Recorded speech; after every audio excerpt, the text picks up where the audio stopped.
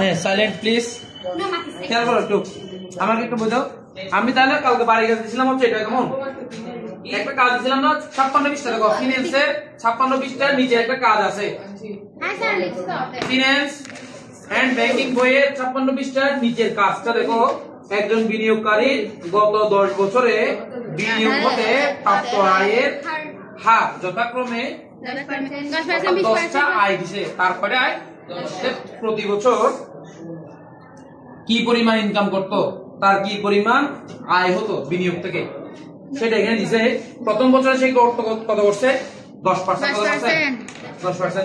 দ্বিতীয় বছর 20%, দ্বিতীয় বছর 20%, তৃতীয় বছর মাইনাস, তার মানে কি -5% মানে কি এটা কি লাভ হয়েছে না লস? 5% মাইনাস মানে হচ্ছে কি ক্ষতি হয়ে গেছে। এরপর 15% কেমন, এরপর হচ্ছে 35%, এটা বেশি বেড়ে গেছে ওই বছরটা, তার বেশি ইনকাম হয়েছে। এরপর আবার 10%, এরপর 25%, এরপর 20%, এরপর না 30 আছে না 25 এরপর 30, তারপর 12, তারপর 12%, তারপর 0, তারপর 0%। তার মানে লাস্ট বছরে গিয়ে তার কোনো ইনকাম হয় না, লাভ হয় না, লস হয় না। Very good.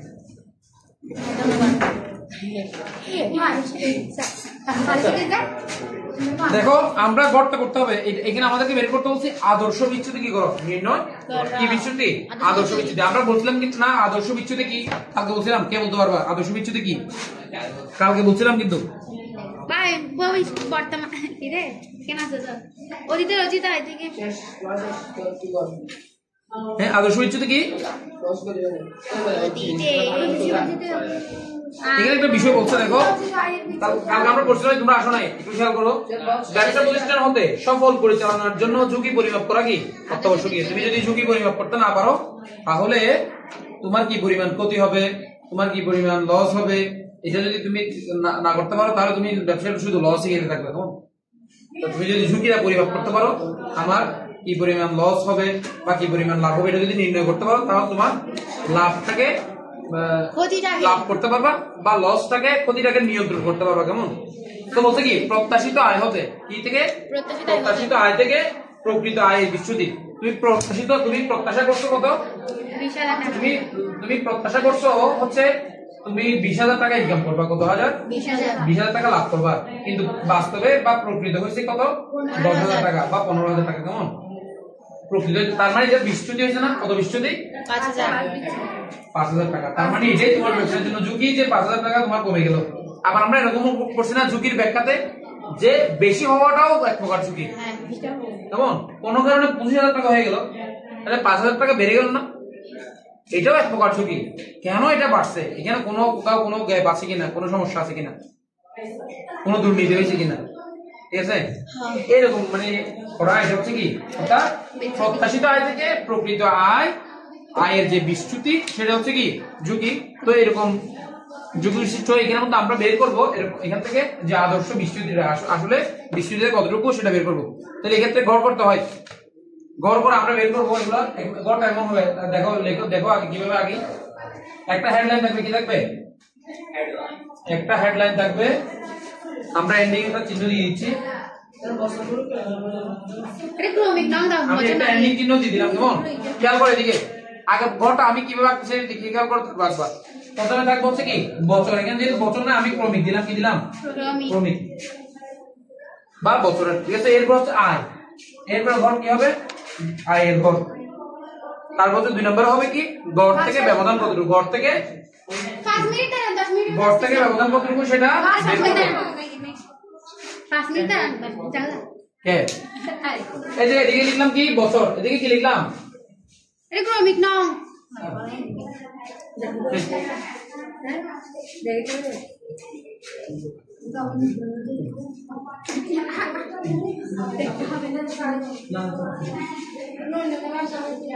তাহলে বছর এটা বছর। কেমন? 2 নম্বর হবে কি আয়, নম্বর হচ্ছে কি আয়। আয়টাকে আয়গুলো আমরা সম্পূর্ণ পার্সেন্টেজ হিসাব করবো, কি হিসেবে? পার্সেন্টেজ হিসাব করবো, জন্য আমি আয় লিখে পার্সেন্টেজ লিখলাম। 2 নম্বর হচ্ছে কি গড় থেকে ব্যবধান, কি থেকে? গড় থেকে মানে গড় থেকে ব্যবধান মানে হচ্ছে কি, আমি এটা তো গড় বের করবো না, আয় সবগুলো গড়ে আয় কত হয় সেটা বের করবো, সেই আয় থেকে সেই গড় থেকে ব্যবধান কত, আয় ব্যবধান কত সেটা বের করবো। ব্যবধান কেমন, গড় থেকে ব্যবধান মানে হচ্ছে কি আয় থেকে গড়ের পার্থক্য কেমন, আয় বিয়োগ গড়, আয় বিয়োগ গড়, মানে এটা পার্সেন্টেজ হিসাব করবো না, এটাও আয় থেকে গড় থেকে ব্যবধান মানে হচ্ছে কি আয় থেকে কি করব, গড়টা বিয়োগ করব, এরপর এটাও হিসাবে হবে, পার্সেন্টেজ হিসাবে হবে। এরপর হচ্ছে কি ব্যবধানের বর্গ বের করব, কি কি বের করব, ব্যবধানের বর্গ, এটা পাইছি কিভাবে, এটাও পার্সেন্টেজ না? হ্যাঁ। আচ্ছা একটা জিনিস খেয়াল করো তো, আমরা কালকে সূত্রটা, কালকে আদর্শ বিস্তৃতি বের করার একটা সূত্র শিখছিলাম না আমরা কালকে, কি শিখছিলাম মনে আছে? যে আদর্শ বিচ্যুতি সমান রুট সামেশন, এই যে রুট সামেশন অফ কি আই হার মাইনাস গড়াই, এটা সামেশন না? হ্যাঁ, আই হার মাইনাস গড়াই, গড় হার, এটা আই হার না? স্কয়ার হোল আই হার বিয়োগ গড় হার কেমন, square by n minus 1 square divided by n minus 1 না? তো এই যে আই হার, এই যে গড় হার, আই হার বিয়োগ গড় হার মানে কি, এই যে এটা গড় থেকে আই থেকে গড়, এটা ঠিক না? আবার স্কয়ার মানে হচ্ছে কি বর্গ, কেমন, স্কয়ার মানে কি বর্গ, এই জন্য আই থেকে গড়ের যে পার্থক্যটা সেটার জন্য আমি একটা গড় করলাম, সূত্র থেকে দেখে কিন্তু আমি গড় করতেছি, আই থেকে গড়ের ব্যবধানের জন্য একটা গড় করলাম, আবার আই থেকে গড়ের যে বর্গ হবে, ব্যবধানের যে বর্গ, ব্যবধানের যে স্কয়ার সেটার জন্য একটা গড় করলাম, এটাকে বলে ব্যবধানের বর্গ, কেমন, বুঝতে পারছো? অবশ্যই। এরপরে দেখো এখানে সামেশন দিচ্ছে না, সামেশন, হ্যাঁ, সামেশন মানে কি, সামেশন মানে কি বলতে পারবা, যোগফল আর কি, এই বর্গগুলোর যোগফল, এই যোগফলের জন্য আমি নিচে আরো দুইটা গড় করবো, কেমন, এই হিসাবটা করার জন্য নিচে কয়টা গড় করবো, দুইটা গড়, একটা গড়ের নাম হবে যোগফল, কেমন, একটা গড়ের নাম হবে কি যোগফল, আরেকটা যে গড়াই, এই যোগফল, এই গড়টার নাম কি যোগফল, গড়টা কি, আমি এখনো কিন্তু তোমাদেরকে আঁকতে বলি নাই, কেমন, এরপর আমি আঁকতে দিব, সমান দিব তোমাদেরকে, যোগফল, আর এটা হচ্ছে কি গড়, আয় না?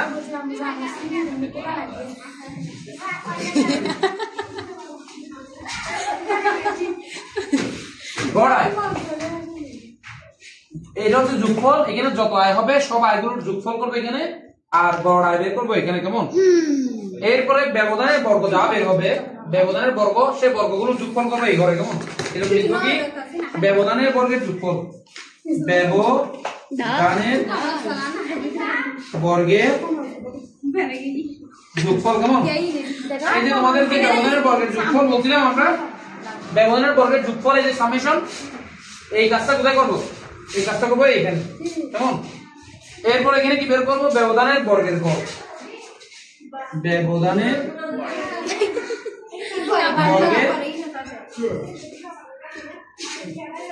বর্গের গড় বের করবে এখানে, কেমন। দেখো এই গড়টা এঁকে ফেলো স্যার দেখেন হিসাব করছি তো ওই দিকে যাই না,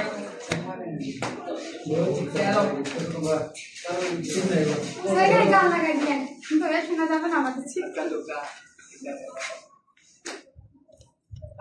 স্যার ওই হচ্ছে তো হ্যালো এই মোবাইল ভিডিও দামি আবার শেষ শেষ কোড কাটার শেষ দিক করব,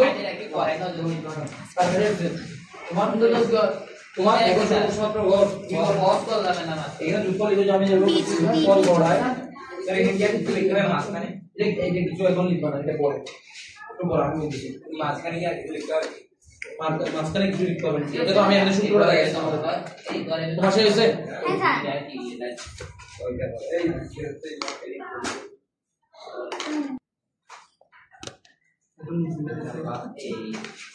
এই দেখো একটা জিনিস খেয়াল করো, তোমরা যখন খাতায় ঘর করো হিসাব বিজ্ঞানের ক্ষেত্রে ঘর করলে তোমরা ভুল করো, মানে ঘরগুলো ভুল করার কারণে মানে আগার সিস্টেমটা টেকনিক না জানার কারণে তোমরা ভুল হয়ে যায়, ঘরগুলো বড়, এদিকে বড়, এদিকে ছোট, এদিকে ছোট, এদিকে বড়, এরকম হয়। তোমরা কিভাবে আঁকবে দেখো, আমি এই ঘর আমাদের কয়টা ঘর করতে হবে, এই বক্সটার মধ্যে কয়টা ঘর করতে হবে, 10টা 10টা করতে হবে, কারণ আমাদের লেনদেন কয়টা এখানে, কয়টা 10টা 10টা আমাদের পার্সেন্টেজ না, এই জন্য 10 টাকা করতে হবে। এদিকে খেয়াল করো আগে কয়টা ঘর করতে হবে। তো তোমরা করবা কি, একদম মাঝখানে, এটা এই যে এই বক্সটার মাঝখান বরাবর একটা ঘর দিয়ে দিবা, মাঝখান বরাবর ঘর দিয়ে দিলে কি হবে বলতো, আমি দুই ভাগ করে ফেললাম, মাঝখান বরাবর ঘর দেওয়ার কারণে কয় ভাগ করলাম, দুই ভাগ করা মানে কি, এখানে কয়টা ঘর হবে, এখানে কয়টা ঘর হবে, উপরে 5 নিচে 5, উপরে 5টা ঘর নিচে 5টা ঘর। তো সেই ক্ষেত্রে কি করছি আমি, সেক্ষেত্রে আমি করছি কি, আমি এখানে 5টা ঘর রাখবো, কিভাবে দেখো সিস্টেমটা দেখো, একদম উপর হবে একটা ঘর, একদম উপরে কি কয়টা ঘর, একটা ঘর। স্যার আমার দিকে হচ্ছে দিকে আমার দিকে, দেখো তো ব্যাক হবে, এখানেও দিলাম একটা ঘর, আমি মাইতে কোথায় পাবো, এখানেও দিলাম কয়টা ঘর, একটা ঘর। এখন আমার টোটাল কয়টা ঘর হয়েছে, 4টা। একটা, দুইটা, তিনটা, চারটা। তার মানে এখানে যদি আমি একটা দিই, তার মানে এখানে 5টা ঘরের মধ্যে একটা দিছি, আর কয়টা ঘর বাকি আছে, আর 4টা লিখতে হবে না, 4টা হলে আমি এই মাঝখান বরাবর দিয়ে দেবো একটা ঘর। এই মাঝখান বরাবর দেওয়ার কারণে কি হবে, এখানে দুইটা দিব, এখানে দুইটা দিব, এখানেও সেম কাজ, মাঝখান বরাবর যদি আমি দিয়ে দিই, তাহলে এখানে দুইটা ঘর, এখানে দুইটা ঘর থাকতে পারবো না, বুঝতে পারছো। এই দেখো বুঝছে, এই যে মাঝখান বরাবর বুঝছে, এই যে মাঝখান বরাবর দিয়েছি, তাহলে তোমাদের আর হলে কি হবে না, বড় ছোট হবে না, কেমন সবগুলো একই সাইজের হবে, সবগুলো একই সাইজের হয়েছে, কিন্তু দেখো তো 1 2 3 4 5 6 7 8 9 10, একদমই না, কখনোই সবগুলো এক সাইজের হয় না। 1 2 3 4 5 6 7 8 9 10, কি দেয় এই সবগুলো একই সাইজ, এখানে একই সাইজ হয় না, কিন্তু আমি হাতে করতেছি, তোমরা তো স্কেল দিয়ে করবা। টোটাল দেখছো এই 10টা করে আমি লিখে দেব, তোমরা আই পার্সেন্টেজ গুলো লিখো, আই 10টা করে তা দেখেন আপনার মতোই করছি, ঠিক আছে, এটা তো ছোট। শুনো সমস্যা নেই, এরকম টুকটাক হবে।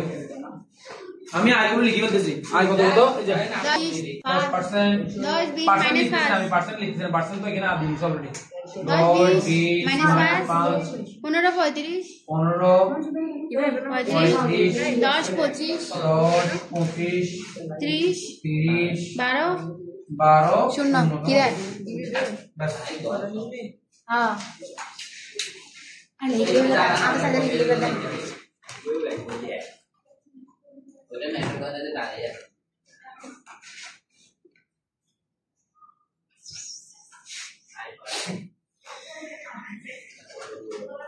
এরপরে যোগফলে সব আয়গুলোর যোগ করতে হবে, কেমন, এখানে আসবে যে 152, যোগ করলে কত হয়, যোগ করার পর আবার বিয়োগ করছো মাইনাস 5টা, 152, এই দেখো এখানে আমার 9টা যোগ আছে না, তাহলে এই 10টার মধ্যে যোগ আছে কয়টা, 9টা, আর বিয়োগ হবে কয়টা, একটা। তাহলে সবগুলো যোগ করে 9টা যোগ করে একটা বিয়োগ করবো, তাহলে কত আসবে, 152। আমি এখানে 152 লিখছি, যোগ করব, কাজ করলে ভালো কেমন। তারা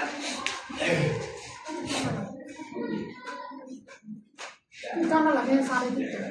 এবার আবার গড় আয় কিভাবে বের করবো, তো যুক্ত করলাম, গড় আয় কিভাবে বের করবো, 10 দিয়ে ভাগ করবো, 10টা সংখ্যা আছে, 10টা বছর আছে, সেজন্য 10 দিয়ে ভাগ করবো 152 কে, তাহলে টোটালটাকে ভাগ করবো 152 বা 10, এই যে তোমার একটা টেকনিক শিখাই, সেটা আসবে 10 কি যারা তোমার স্টুডেন্টদের শর্টকাট করতে হবে, ক্যালকুলেটর করতে পারবে, এটা 152 কে শর্টকাটে কিভাবে করবা, এই যে 10 না, এই 10 এর কারণে, এই শূন্যের কারণে এখানে এক ঘর আগে দশমিক দিবা, তাহলে এটা হচ্ছে কি শর্টকাট ভাগ, কেমন, তাহলে 15 দশমিক কত, 2, 15.2, বুঝে গেছে।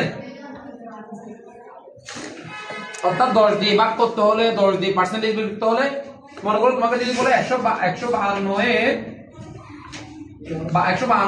10%, তাহলে তুমি কি করবা, 10 বসাই দিবা, মিস্ত্রি গুলা মিলে মিলে তুলছে কি যাবে কাজের এখান থেকে মিলে মিলে দিচ্ছ মানে 10 20 -5 15 35 এখানে লিখে রাখছি না, না না বুঝছি তো, তো এখানে তো সেন্সেস দেয় নাই, আপনি তো প্রথমে 10 দিয়েছেন, এখানে 10 এর পরে 20 আছে না, ভাই সত্য সত্য না মানিকরা বলতে না বুঝো নাই।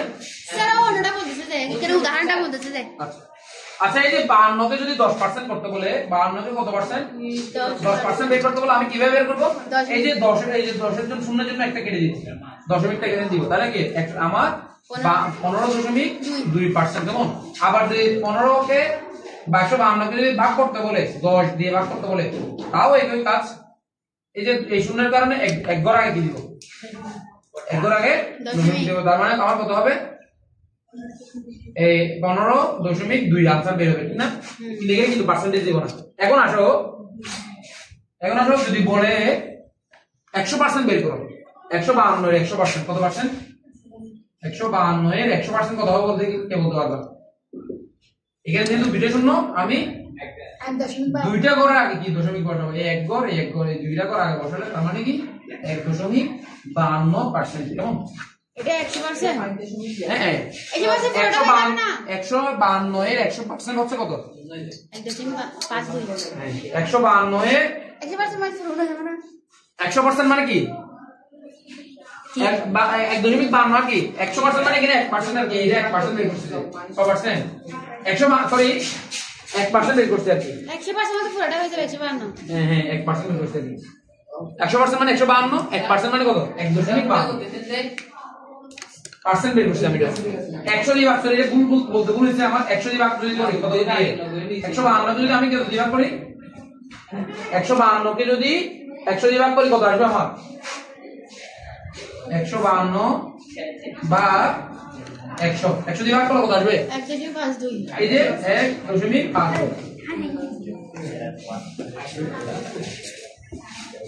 বুঝতে পারছো? আর 1% বললে এটা 1% বললে 1% 152 1% কত না এই যে 1% মানে এই থেকে এই যে এখানে তুমি দিয়ে বলো এক ঘর পরে দুই ঘর পড়া মানে আগে 100% করো, 100% যদি হয় তোমার কত দুই ঘর দিব আর কি, দুইটাকে দিব আর কি, মনে করো কত 1.52 কত 52 কে সংক্ষেপে কি বল মানে দশমিকের পরে সংখ্যা থাকলে এটাকে 5-2 বলে। কেমন? আচ্ছা এগুলো মুছে দিলাম, এগুলো আপনি এক্সট্রা কথা দরকার নাই। এদিকে আমরা এটা বুঝছো 152 কে 10 দিয়ে ভাগ করলে আমার কত বেরিয়েছে 15.2। এই বিয়োগ করতে দেখো 10 বিয়োগ 15.2 এরপর 20 বিয়োগ 15.2 মাইনাস 5 বিয়োগ 15.2 15 বিয়োগ 15.2 এটা সবসময় এগিয়ে থাকবে। কেমন? এই যে এখান থেকে গড় থেকে ব্যবধান বলছে না, আয় বিয়োগ গড় আর কি, এই যে এটা আয় আর এটা গড়, আয় বিয়োগ গড়,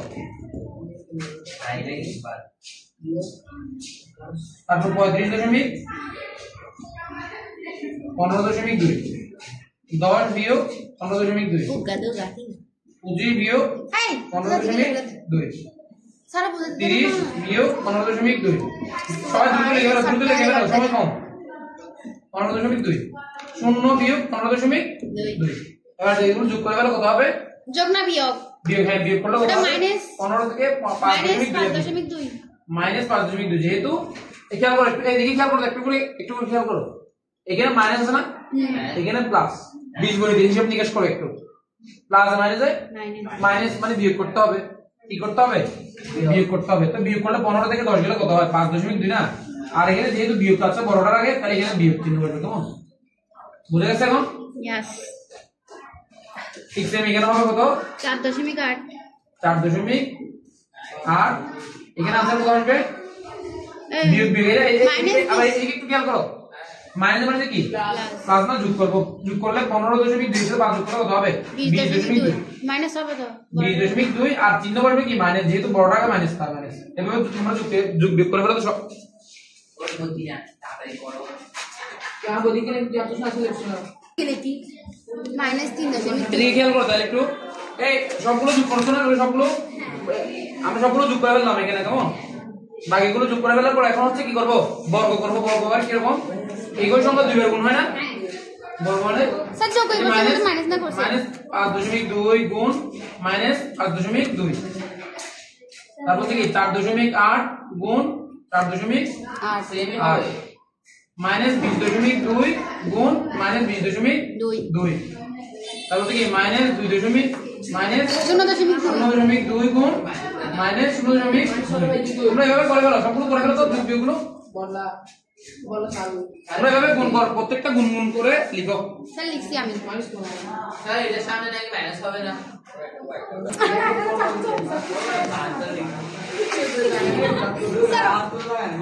স্যার ওর থেকে 28 বলতেছে। কত আসছে টোটাল? যোগ কত আসছে এখানে? টোটাল কত? এখানে 424.6 1000 1424.6 1424.6। তাহলে এটা আমি 1424.6 কি করব?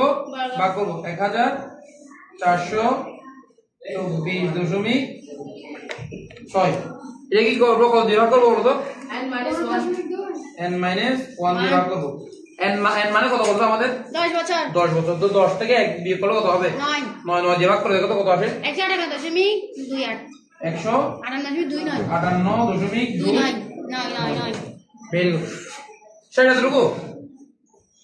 তাহলে এই যে যেটা আমরা যোগ করলাম সেই যোগফলটাকে সেই যোগফলের অর্থাৎ ব্যবধানের বর্গের গড় বের করব কত? যদিও আমরা জানি যে কি টোটাল যত দিয়ে আমরা কি করি যোগ করি, যতটা সংখ্যা যোগ করি তত দিয়ে ভাগ করাটাকেই গড় বলে, তত দিয়ে ভাগ করাটাই গড়। কিন্তু এটা সূত্রের কারণে আদর্শ বিস্তৃতির সূত্রের মধ্যে আছে কি গড় যত সংখ্যা তত সংখ্যা দিয়ে ভাগ দিব না, তার থেকে 1 বিয়োগ করে কি করে n সমান 1 বছর না 10 বছর? 10 বছর। তাহলে 1 দিছেন যে কোথায় এর সমান দিছে এটা বিয়োগ দিছে যে n মানে কত? 1 দিছেন যে 1 n মানে 1 আর কি n মানে কত বছর? 10 বছর।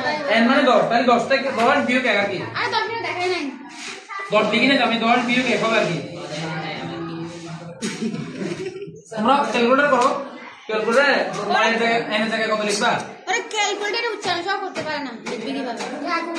এটা বলি না না ধরে করতে অঙ্কটা আমরা মুখী ঠিক আছে ওকে করে তো এই সবাই আমার দিকে তাকিয়ে দেখছে। আমাদের কথা আমাদের না বলে এই খেয়াল করো, আমরা সূত্র লিখি। এই মুছে দিচ্ছি আমি, সূত্র লিখতেছি এখন। এবারে বাবা এবার গুলি লিখি আমি। এবার আসো আদর্শ বিচ্যুতির সূত্র কত মনে আছে আমাদের? অবশ্যই। আদর্শ বিচ্যুতি এই যে লেখা শেষ হয়ে যাচ্ছে সেজন্য লেখার কালি ভালো করে দিতেছে দেখো। রুট আদর্শ বিচ্যুতি হচ্ছে কত? রুট কত ছিল আমাদের? 158.29 158.29। ঠিক আছে, নিচে কত ছিল? নিচে আর নাই। আচ্ছা এইটাই নাকি? সেটা 12.5 158 কে 158.29 কে যদি রুট করে কত হবে? 12.5 12.5%। কেমন? এটাই आंसर 12.5%। অর্থাৎ আদর্শ বিচ্যুতি হচ্ছে কত? 12.5%। আমাদের কয়বার নেবেন? 7 7 দুটো আসছে 12.5 দুইটা, তাহলে দুই গুণ নাও 12.5 7 এরপর 7 7 আর দুইটা 7 দুইটা আছে না, হ্যাঁ। তাহলে এই নাও এটা 8 লিখে দাও 12.8%। যেহেতু আমাদের আনসার এরকম আসছে না 12.577, তো এই 7 এটা 5 হচ্ছে বড়, সেজন্য আমি এর সাথে কি করব? এক যোগ করব। কেমন? আমাদের বুঝতে হয়ে গেছে বলতে তাহলে আমাদের আনসার হচ্ছে কত? 12.58%। এই অঙ্কটা আদর্শ বিচ্যুতি 12.58%। তাই আমাদের এখন ছুটি হবে না? ডাইরেক্ট ছুটি না? এই যে তো না না আমাকে সবাই খাতা রেডি রাখো, আমি লিখতেছি একটু করে। কেন দেখবেন?